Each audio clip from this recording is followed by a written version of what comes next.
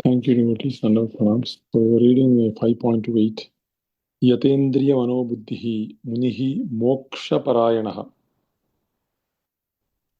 vigatta ichha bhaya krodho yas sada muktayeva saha.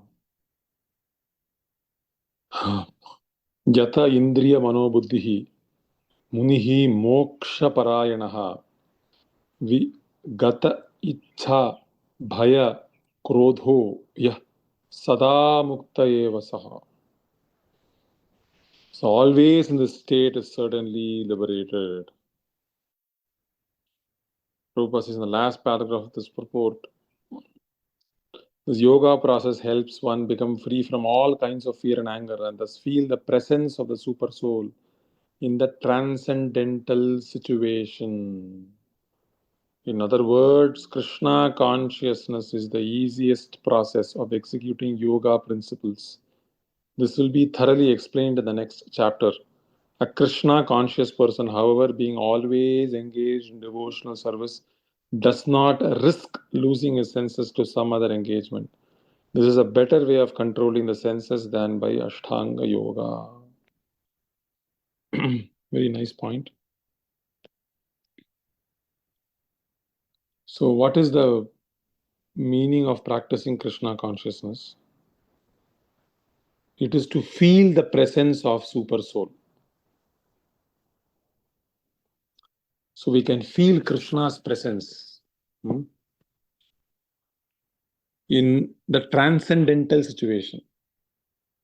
Why Prabhupada says in the transcendental situation? Because it is not a sensual situation that is called trance. Which trans means that which goes beyond. Transatlantic, you say, right? So which means it's beyond, like, crossing. Similarly, trans senses, so that is transcendental. So it is not a sensual situation, because if I feel Krishna's presence on a mental situation or a sensual situation, that feeling of Krishna will go away, because it is in the sensual situation. But what is the feeling of the presence of Krishna in the transcendental situation that cuts across all the boundaries of bodily, mental, intellectual? It cuts across all these boundaries. This is called transcendental situation. This is called transcendental situation. And in other words, Prabhupada is saying Krishna consciousness is the easiest process of executing yoga principles. Why? Because all one has to become is to become conscious of Krishna in every situation by love. So, what does the meaning conscious of Krishna mean? Meaning that Krishna is automatically connected to everything here. This is what Krishna mentions in the next shloka, that if you understand me to be the benefactor, the beneficiary, bhoktaram, yajna tapsam. Krishna mentions this.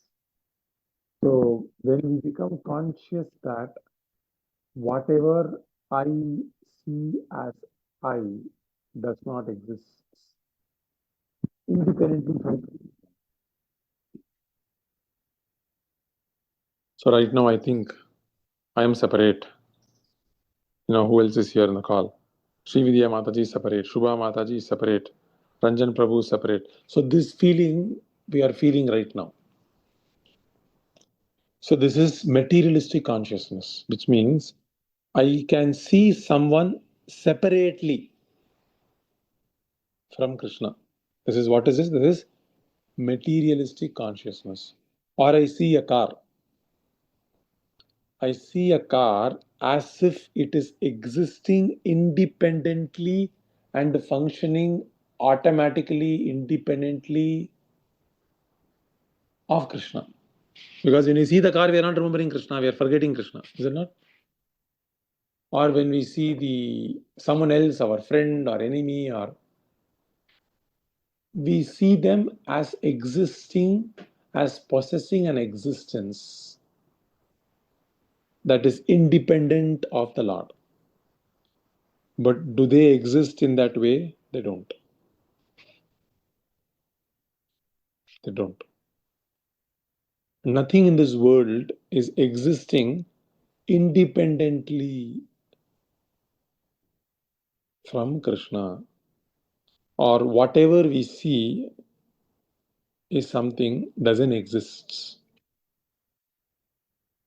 So we are living in a dream world because our seeing is actually an artificial sense of seeing.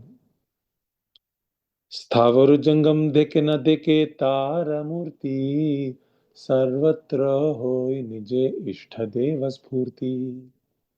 So Ishtadeva Spurti.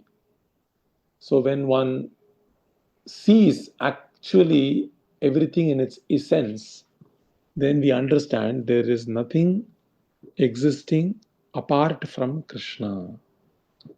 At that point of consciousness, Krishna consciousness is not a labor, it is natural. Prabhupada says this in many places, famously so. I mentioned this many times in the Hare Krishna mantra purport. Krishna consciousness is the natural position of the living entity. It is not an artificial imposition on the mind. Every meaning, every word of Prabhupada carries a lot of weight. That is why he is called Guru. Guru means what? It is very heavy. It carries a lot of weight. What does weight mean when it comes to words? Which means it cannot be lifted by a dull intelligence. An intelligence that hesitates to penetrate it cannot lift those instructions. This is the meaning of heavy. Just like when an object is very heavy, a dull person who's very lean, thin, weak cannot lift those objects which are heavy in nature. Similarly, an intelligence which is very dull, manda, very attached to matter, very agitated,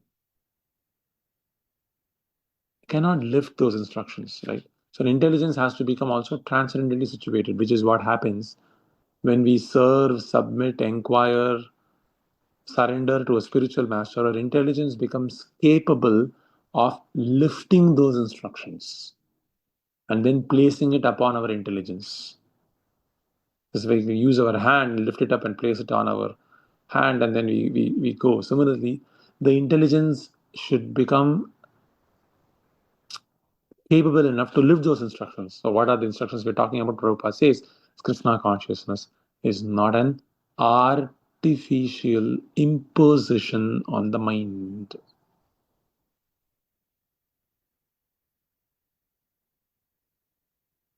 So, what does it mean to have an artificial imposition? Which means it can be forgotten. But Krishna consciousness can never be forgotten. The earning of love we have towards each other, the earning of love itself that every species has in its original nature is actually the reality of that urge can be found in the relationship that we can have with Krishna. So no one can ever say that I don't like Krishna. If at all they say, that is based on the illusion of who they think Krishna is. But if one knows Krishna as he is, then he will understand this person is the person who have always been a part and parcel of all the time. Why did I forget him? Why did I go into this world of names and forms and get lost? I'm going to resume my situation. So, this is what happens. That's what Prabhupada says, that one gets out of all the external sensations. Sparshan kritva bahir bhahyam staivantare bhuvoho. Yatendriya manobuddhi muni moksha parayana. Vigata itcha bhayakro. All the ichha, bhaya, krodha. Ichha is desire. Bhaya is when the desire is not satisfied, but I do not know the reason. Krodha is the desire is not satisfied, but I know the reason. This is ichha, bhaya, krodha. So we have to transcend this. How do we transcend this naturally? Very simple. We have to know Krishna. Krishna is the central piece. He is the heart. He is the heart of everything we see. Aham Atma Gudakesha, Krishna says. So he's inseparable. So if we know Krishna, just like a teacher passes by a class, or the principal passes by a class, the teachers are like the children are, you know, shrieking in loud voices.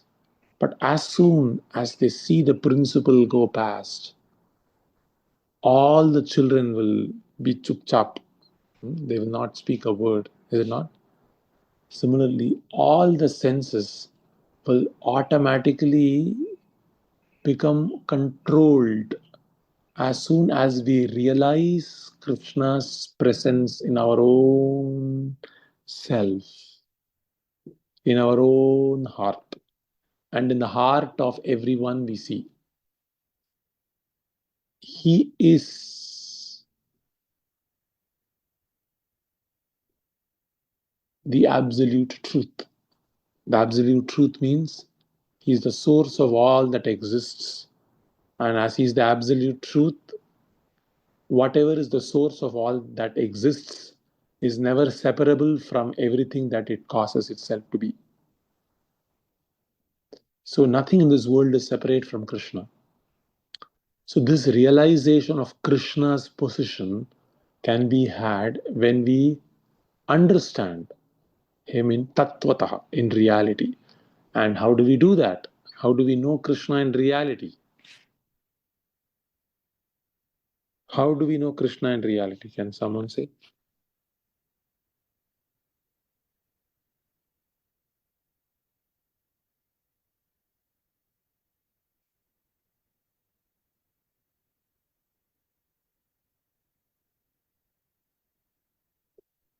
How do we know Krishna in reality?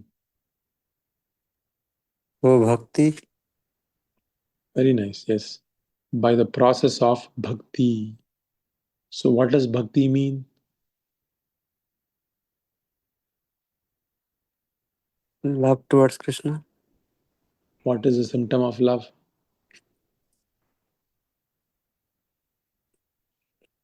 Serve Krishna. Yes, very nice. So, when we serve Krishna, sevun mukehi jihvado swayameva spurati. Krishna will reveal himself to you. He will come to you running and sit in your heart and he won't leave you. What do I have to do? I have to serve him. How do I serve him? Call him out. Call out to him.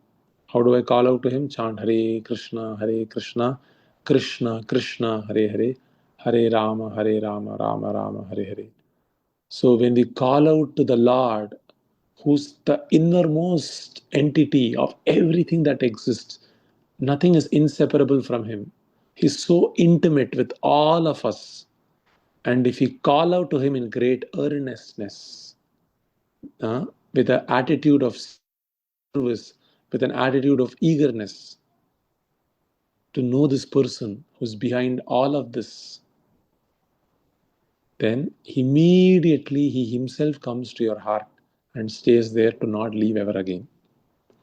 And when we know Krishna, then we can see again everything in reality, our mind, our intelligence, lust, anger, everything will appear very foolish. There is no necessity of lust or anger to exist because only in the state of being unconscious of Krishna, then all these tendencies have a place. That's like shadows don't have a place when someone is facing the sun. Shadows have a place only when someone is facing is back. Correct. Similarly, all our bad tendencies have a place only when we are not conscious. Again, repeat the word, when we are not conscious of Krishna.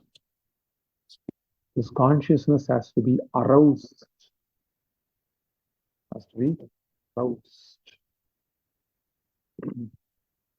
Just like the desire for sex is aroused in a young man or a young woman when she sees a young man. Similarly, the consciousness of the living entity, which is dormant within the living entity, is aroused in the association of a pure devotee. Okay. So as soon as we associate with the pure devotee, this is dormant. I say dormant means what? It is present within us. It is dormant. It starts expanding, and when it expands, that consciousness expands, will be drowned in pools of ecstasy. Because we are again reunited with our dear Lord. So this is the meaning of Krishna consciousness. So we don't have to target lust or anger or greed. None of this is necessary. All we have to become is conscious of Krishna, which is effected by serving Him in the form of chanting His holy name with great reverence, attitude of service and devotion and love. This I stop. Any questions or comments? Okay, thank you, devotees. Hare Krishna.